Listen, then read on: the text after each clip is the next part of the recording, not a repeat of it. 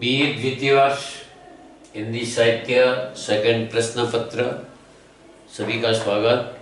आज हम भक्ति काल हिंदी साहित्य के जो 4 भागों में आचार्य रामचंद्र शुक्ल के द्वारा हिंदी साहित्य को 4 भागों में बांटा गया है। और प्रथम हमने पढ़ा था आदिकाल या वीर गाथा काल। हिंदी साहित्य का काल विभाजन 4 रूप में। आदिकाल,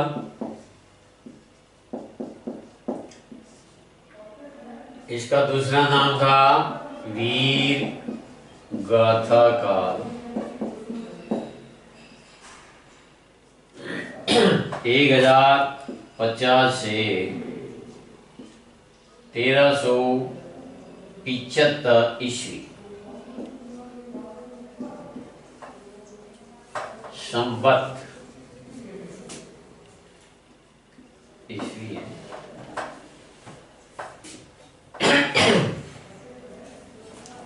इसमें वीररस के संबंधित काव्य रचनाएं हुई, जिसे हमने वहाँ की उदय परिस्थितियाँ, सामाजिक, धार्मिक, राजनीतिक, साहित्यिक इन प्रवृत्तियों के बारे में पढ़ा था। आज हम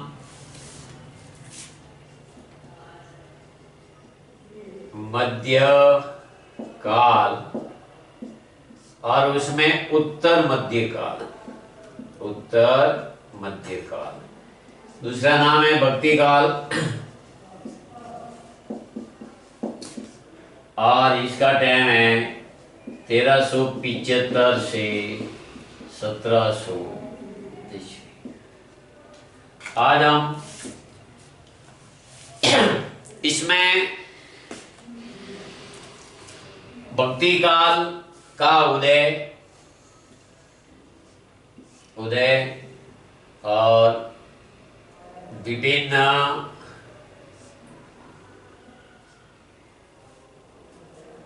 सामाजिक, धार्मिक, राजनीतिक, साहित्यिक जो परिस्थितियां हैं वो पढ़ेंगे। तो सबसे पहले ये भक्ति काल जिसका उदय और यह हमारे देश में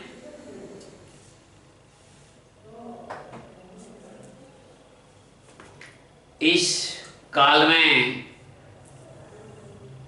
मुस्लिम शासकों का राज्य था और अंतिम हिंदू सम्राट पृथ्वीराज चौहान उनके और मोहम्मद गोरी जो आक्रमणकारी था, इस बार भारत में मुगल शासकों का हुआ। उनमें भी पूर्व में खिलजी वंश है, गुलाम वंश है, सैयद वंश है, लोदी वंश है। तो पृथ्वीराज चौहान जो दिल्ली पर अंतिम हिंदू सम्राट थे और उस समय शहाबुद्दीन मोहम्मद गोरी,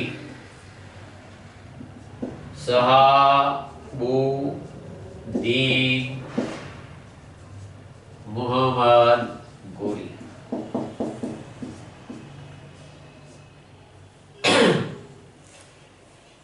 दोनों के बीच में युद्ध भी होता है। पृथ्वीराज पकड़ा गया, गजनी देश उनको ले जाया गया और वहीं उनकी आंखें निकाल दी गई और कवि पृथ्वीराज चौहान के चंद वरदाई जो कवि और उसके द्वारा एक दोहा पढ़ा गया, 4 बास 24 गज 8 अंगुल प्रमाण, ताहा ऊपर सुल्तान है मत चुके चौहान। कहते हैं पृथ्वीराज ने शब्दवेदी बाण के द्वारा मोहम्मद गोरी को बाण के द्वारा घायल हुआ, मृत्यु को प्राप्त हो गया और पृथ्वीराज और चंद्रवरदाई ने आपस में मृत्यु को अपने द्वारा ही स्वीकार कर लिया, मारे गए। उसके बाद भारत में खिलजी वंश,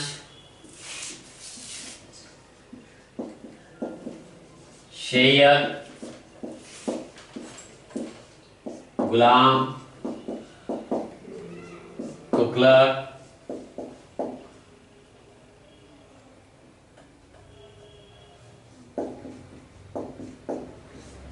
और फिर मुगल, और मुगलों में अकबर, बाबर, जहांगीर, शाहजहां, अंत में औरंगजेब। तो ये 1300 से जो 1700 समय है, उस समय इनका राज हुआ। बाबर, हुमायूं, शेरशाह,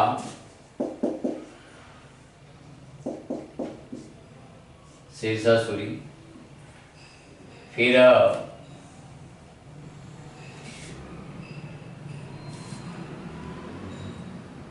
जहांगीर है,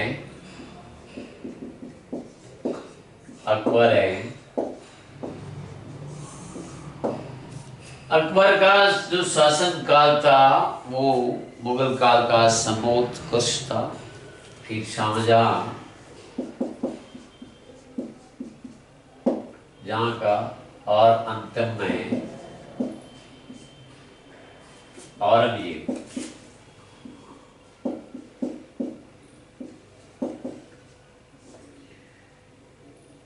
जो अंतिम मुगल सम्राट था, इन सब के टाइम में हिंदू जो जनता थी उन पर तरह तरह के अत्याचार भी हुए, विभिन्न प्रकार के कर भी लगाए गए, और जिसके कारण जनता उब गई और उन्होंने भगवान की शरण में जाना ही उचित समझा। तो कहते हैं भक्ति काल का जो उदय है, भक्ति काल की जो प्रवृत्तियां हैं दक्षिण भारत से प्रारंभ हुई।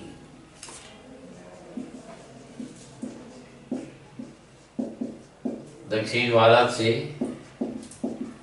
संत पुरुष हुए और जिन्होंने लोगों को धार्मिक भावना से जोड़ा, और फिर इसका प्रभाव उत्तर भारत में हुआ। भक्ति भावना दक्षिण भारत से निम्मकाचार्य है, रामानुजाचार्य, शंकराचार्य है, कई ऐसे हुए और जिन्होंने हिंदू धर्म में पुनः लोगों को संगठित धार्मिक भावना के प्रति प्रेरित किया। अलग अलग जो धार्मिक विद्वान, पाश्चात्य विद्वान ग्रियर्सन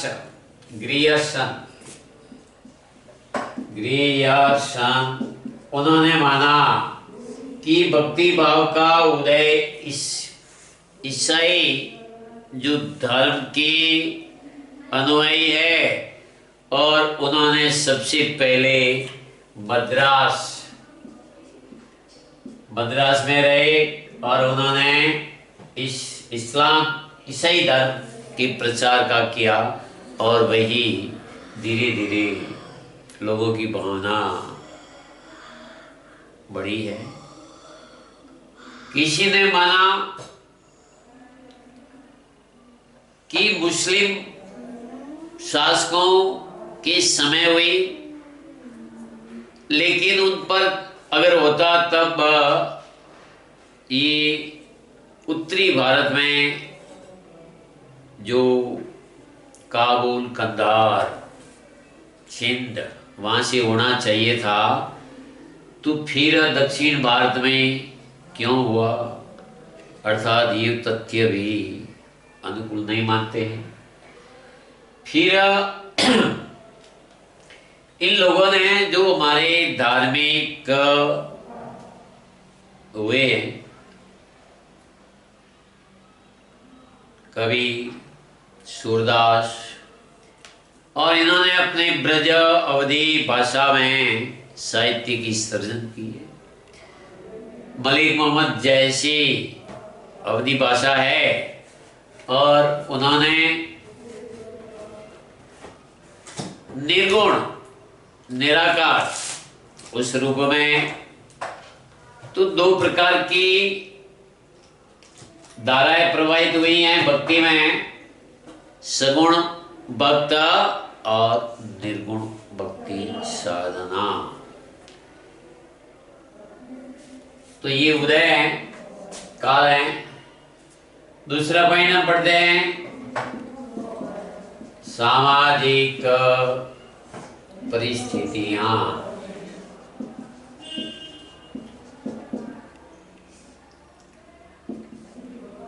ऐसी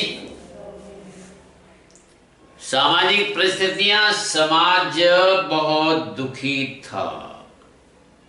धर्म के नाम पर उन पर विभिन्न प्रकार के टैक्स इन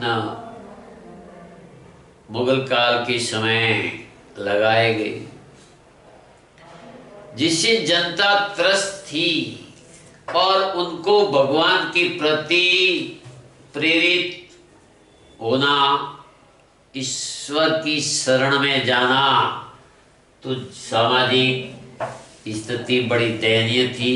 अत्याचार हो रहे थे, धर्म के नाम पर विभिन्न प्रकार के टैक्स कर लगाए जा रहे थे हिंदुओं पर।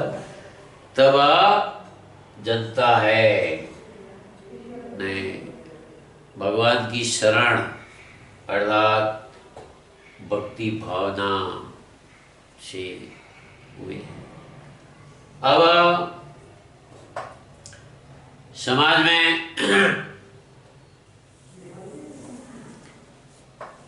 रीतिकालीन साहित्य का भी हुआ है, समाज में अंधविश्वास भी बढ़े हैं और शराब कई प्रकार के व्यसन उनसों में भी जकड़ा हुआ था। कुल मिलाकर समाज की स्थिति दयनीय थी और जिसके कारण भक्ति की तरफ, भक्ति भावना की तरफ अग्रसर हुई। सामाजिक कारण, धार्मिक परिस्थितियां में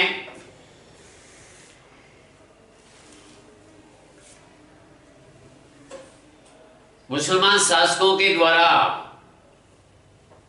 धर्म का प्रचार किया गया और जिसके कारण लोगों को जबराना धर्म परिवर्तन कराया गया है। फिर धार्मिक लोगों में हमारे जो प्राचीन ग्रंथ थे, वेद है, पुराण है, उपनिषद है, गीता है, उनकी तरफ संत महात्माओं ने लोगों को प्रेरित किया, जिसके कारण लोगों का रुझान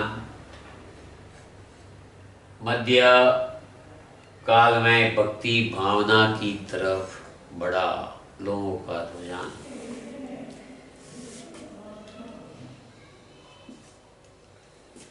राजनीतिक परिस्थितियां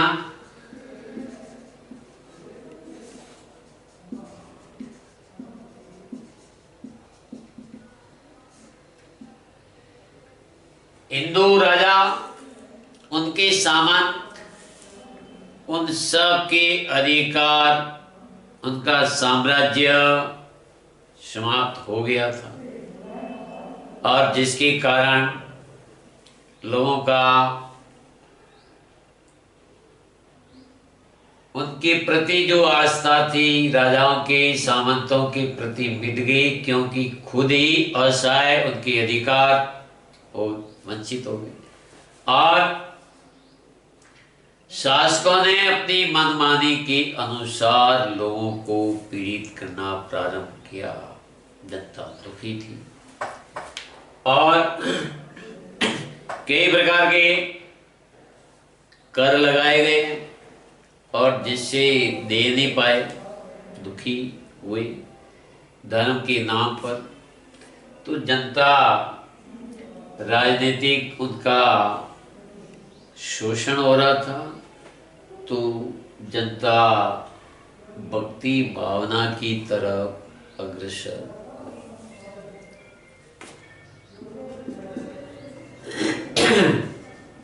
साहित्यिक परिस्थितियां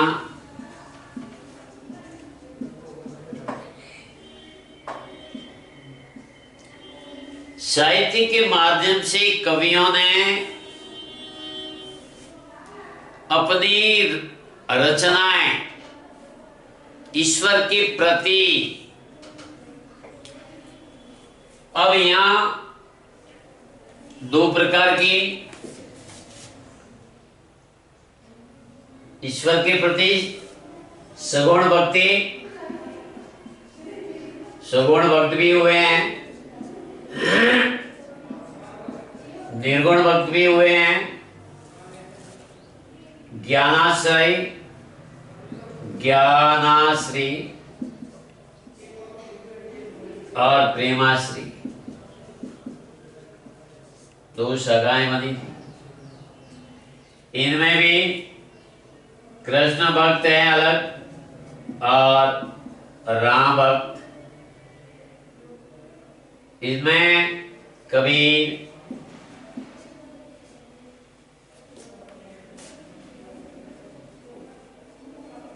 रहीम,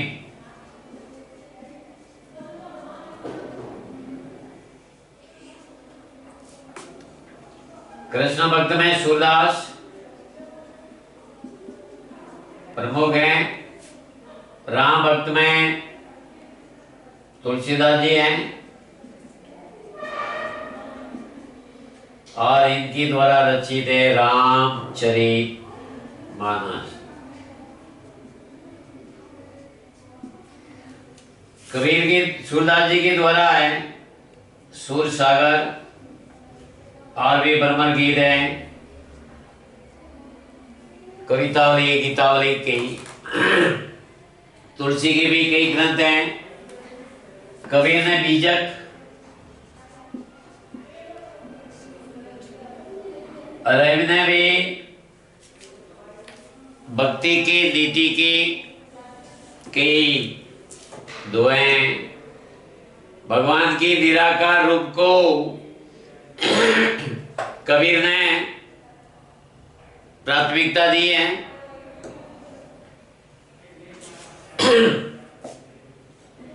मीरा, रस खान,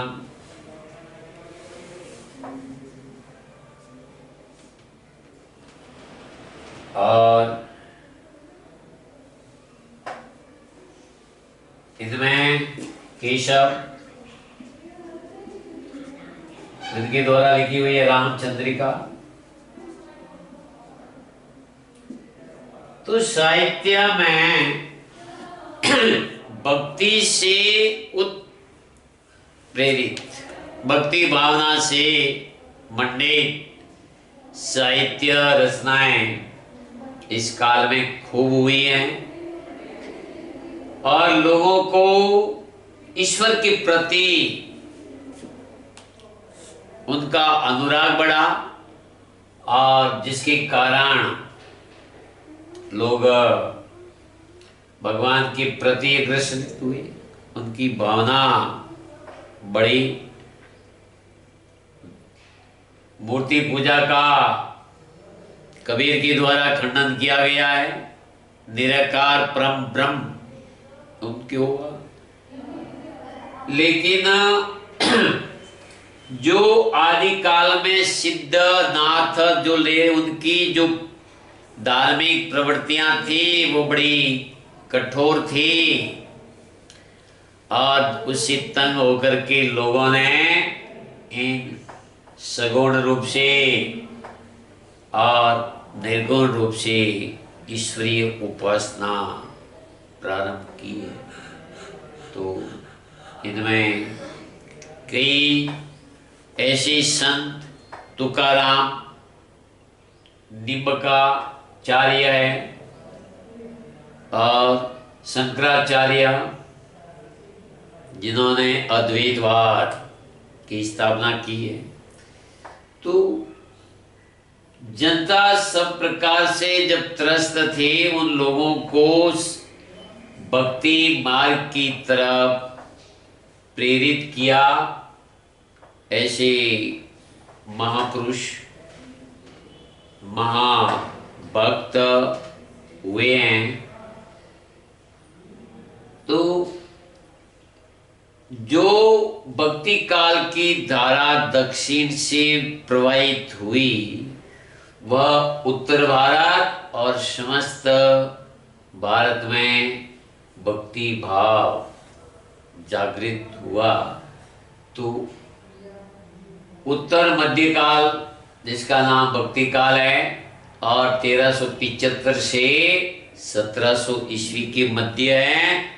और इस समय उदय होने का कारण ऐसी परिस्थितियां थी, तो लोग त्रस्त हुए मुस्लिम सम्राटों से और लोग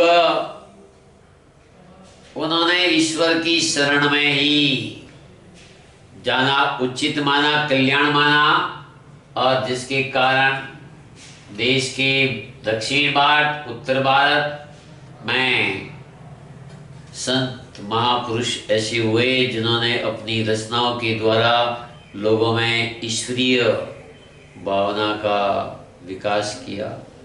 तो आज हमने भक्ति काल की विभिन्न उदय के कारण और सामाजिक, धार्मिक, राजनीतिक, साहित्यिक जो परिस्थितियां थी, उसकी उदय होने में वो हमने पढ़ा है। फिर भक्ति की दो शाखाएं हैं, सगुण और निर्गुण। सगुण में मूर्ति पूजा है, निर्गुण में मूर्ति पूजा का विरोध है। सगुण में कृष्ण भक्त, राम भक्त दो हुए, और जिनमें कृष्ण भक्त में सूरदास, जिनके द्वारा लिखा गया सूर सागर हिंदी साहित्य का सबसे उत्कृष्ट ग्रंथ माना जा रहा है। दूसरे भी हुए हैं, मीरा हैं, रसखान हैं, जो कृष्ण भक्त हैं। राम भक्त में तुलसीदास जी हैं, केशव है, और निर्गुणा जो शाखा है और उनमें कबीर, बीजक इनका ग्रंथ है। रहीम के भी दोहे हैं। तो कुल मिलाकर इस काल में जनता ने इन विविध परिस्थितियों के कारण भक्ति भावना को अपने जीवन में डाला और वही उन्होंने मुक्ति का आधार, कल्याण का आधार माना। जिस प्रकार 1375 से 1700 के बीच हमारे हिंदी साहित्य में उत्तर मध्यकाल भक्ति काल के नाम से समाहित है। कल हम नेक्स्ट इसी पर विभिन्न और पढ़ेंगे साहित्य। धन्यवाद।